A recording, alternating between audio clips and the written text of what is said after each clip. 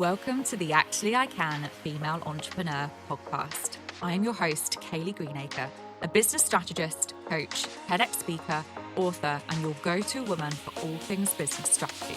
I am obsessed with supporting female entrepreneurs to grow unstoppable six and multi-six-figure businesses that they love, giving them the freedom and life that they desire. During this podcast, I'll be sharing with you everything that you need to become a successful female entrepreneur, from the mindset shifts to sales and marketing strategies, and how to become an iconic leader that people can't get enough of.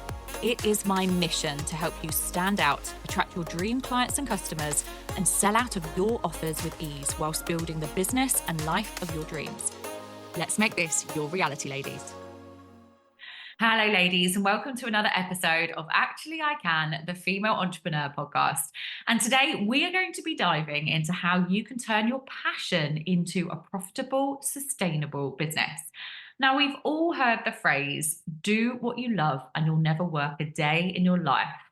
But how exactly do you actually take what you love and turn it into a business that supports you financially? And that's what we'll be unpacking today.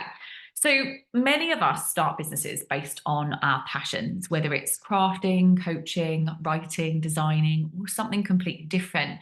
The idea of making money from what you love sounds like an absolute dream, but then turning that passion into profit comes with its own set of challenges, which we're going to dive into today.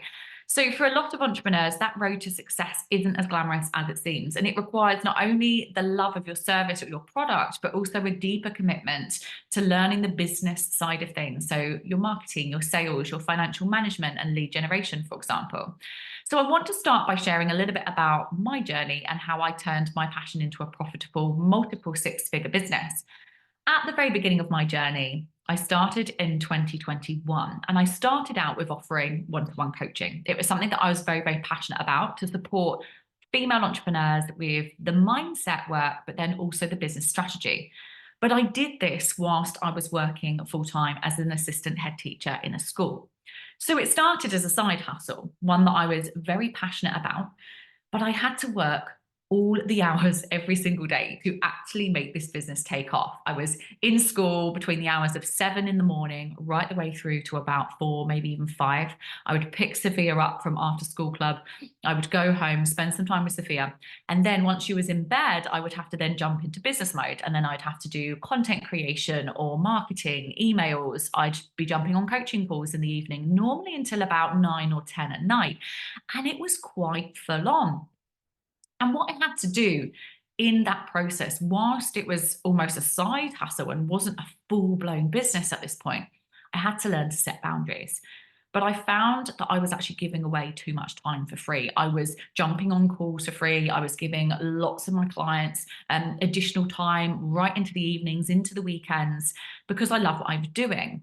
But what I had to do is I had to really make sure I stayed rooted in terms of what is the purpose of this? The purpose of this is to change people's lives, is to support people with their strategy and their mindset. So by setting clear time management, by managing the time in a way where, I was available between the hours of 9 till 5, for example, Monday to Friday. By learning the best marketing skills, by leaning into automations, it really supported me in terms of my time. And I was able to gradually build my business, my side hustle business, that I was then able to take full time. I was able to leave my teaching job as an assistant head teacher, and I was able to go into this business full time. And today I absolutely love it. If I look back today as I'm recording this podcast episode and I think, wow, I've achieved an awful lot in 3 years, and it's something that I'm really, really proud of. But it goes to show that you can turn a passion into profit. But it's all about the strategy, the consistency, the how you manage your time, the setting the boundaries, and it takes an awful lot. So let's actually break down some of the key steps of how you can turn your passion into a profitable business. Now, the first thing I'm going to ask for everyone to do who's listening to this podcast episode is to make sure that you start with a strong why. Okay, you've all heard this before, your why. Now, your why is your driving force, and it keeps you going when things get tough. It helps you stay focused on your goals. And when your business is born from passion, it's easy to forget the hard realities. But defining why you're doing this beyond just loving it will keep you grounded, and it can create financial freedom. So is it to make an impact on your community? Whatever it is, just make sure you're defining that clearly. So your why is a really, really important, strong starting point. And if you ever are in doubt, or if you're having a bad day, or if you're questioning, why are you doing this? And it's hard work and you're juggling so many different things, just remember your why, because it honestly does keep you grounded. So starting with a strong why. And then what you want to do is you need to understand the market. Now, I feel like this is something that a lot of people don't do. When you're passionate about something, you want to go ahead and just lean fully into that. But passion alone doesn't actually pay those bills. Demand does. And this is where the business concept comes into it. You need to ensure that there's a market for what you're actually offering. So start by researching your ideal client or customer, for example. What problems are you going to solve for them? And are people willing to pay for what you're offering? And at how much? What would the price point be? Again, depending on whether you're providing a product or a service-based business, but you have to do that research. You have to understand the market, because if it's oversaturated, or if someone is doing something very similar and absolutely smashing it, there may not be the best place, or that might not be the best place for you to start. So understanding the market is really, really important. So starting with a strong why, and then doing some market research to understand the market itself. The next thing to do is to focus on how you turn your passion into a product or an actual service. So it's not enough to just love what you do. You need to actually translate it into something that others value. So whether it's a product or a service, refine it and figure out how it provides value to others. So what makes your offering different from what's already out there? It needs a USP, and this is something that I really focus on with my clients an awful lot in my programs, and it needs a place where your ideal clients or customers can really see the value in this. So again, your market research will support you and help you with this. But also, when you're starting to plan new products or programs or offerings, or if you're brand new to business and you're at the very beginning stages of this, really think about, first of all, yes, what are you passionate about? But then second of all, how are you going to make yours stand out? What makes you stand out as a personal brand, or how are you going to make your product or service stand out? Okay, so it's a really, really important thing to do. And I would highly recommend doing an awful lot of market research for this to see what's already out there. And then once you've got that clarity, you understand your why, and you've got a strong why, you understand the market, you understand the value and how to really ensure that your clients or customers can see the value in what you have, you then need to lean into the business side of things. So for many passion-driven entrepreneurs, the business side can honestly be overwhelming. So many of my clients come to me and they've started a business, again, something they're very passionate about, for example, coaching, and they say, Kayleigh, I don't know how to build a business.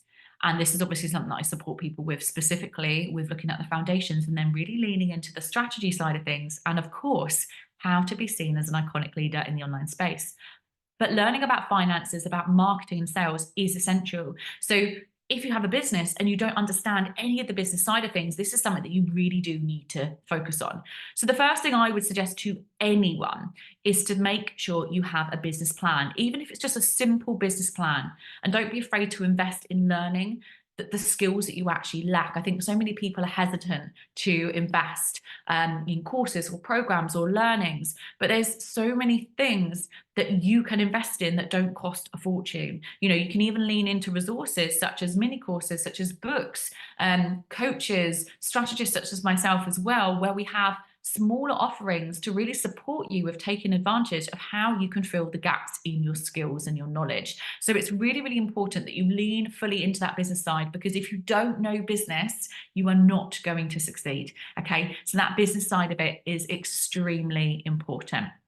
So they're the 4 things that I would say that will really support you with getting started with how to really turn your passion into a profitable business. So just to remind you what those are, start with a strong why, understand your market, make sure you can see the value and your audience can see the value in what you do, and then learn the business side of things. So based on my own journey, I just want to dive into a little bit of the things that I've learned, the lessons that I've learned along the way. And one of the biggest things that I would always advise for people to think about is start small, but dream big. I think a lot of people try to run before they can walk, especially in the online space, because they see so many people 5 years ahead of them absolutely smashing it.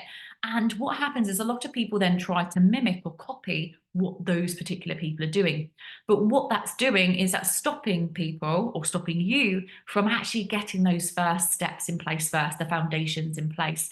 So many entrepreneurs should start with those small steps. In fact, every entrepreneur should start with the small steps. Don't worry about having everything perfect from day one.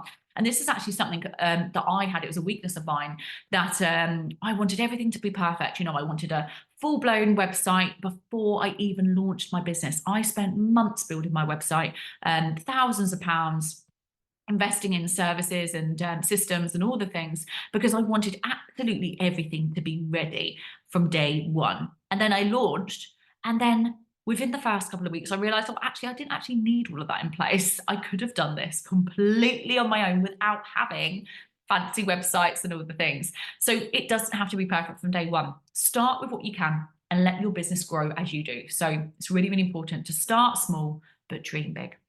The second thing that I would advise, based on the lessons that I've learned, is set boundaries early. So this is a really, really big one. And again, this is a weakness that I had, which I shared briefly earlier.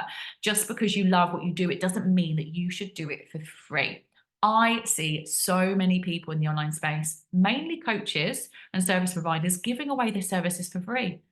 Do not give your services away for free. It's a very big mistake. If you want to do a free masterclass or a free training, etc., as a lead magnet, absolutely do that. But don't give away your full high level, high ticket services for free. Learn how to set your boundaries as well with your clients, with your family, and even actually with yourself. But make sure you're charging what your worth is, okay, right from the start. It doesn't matter what other people are doing. It doesn't matter if someone is charging a smaller amount because they're at the beginning, whereas someone else is charging £10,000 because they're later on in their journey.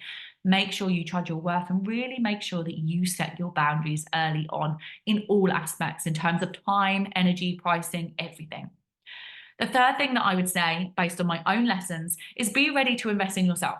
Okay, many successful entrepreneurs invested in their own learnings, and whether it's hiring a coach, attending a workshop, or simply just reading books on marketing and sales, or listening to podcasts like this, but your education is part of your business success. And if you're not willing to invest in yourself, you can't expect people to invest in you. And it is as simple as that. If you don't know business, you're not going to have a successful business. If you don't know how to make sales, you probably won't make many sales. If you don't know how to market, you probably won't be able to, again, make sales. And again, everything comes down to learning. Everything comes down to making sure that you are skilled, but also knowledgeable of how to run a successful, profitable, sustainable business. So it's really, really important that you are ready to invest in yourself in order to up-level your skills and also your knowledge. And then the final thing, based on my own lessons, is to stay resilient. Oh my goodness, one of the most important things. There will be failures along the way. You will have the biggest challenges, the biggest hurdles that you need to overcome. But remember, every single failure is just feedback. It's a lesson.